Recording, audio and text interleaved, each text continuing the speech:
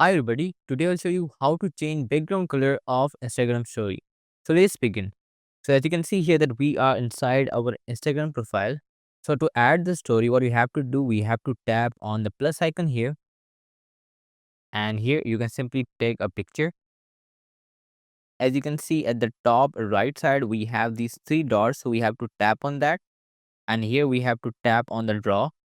All right, so now first of all, what we have to do, we have to select the color. So whatever the color that you want to select. So I'm going to simply click on this red color. And now I'm going to actually tap and hold on the screen. And you'll be able to see that we are having the red color on the screen now. Now I can change the color here. So let's go here with the yellow color.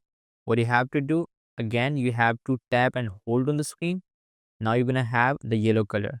So this is how you can actually change background color of the Instagram story. Click on done here, and you can see here that we have the yellow color, and this is how we can change background color of the Instagram story.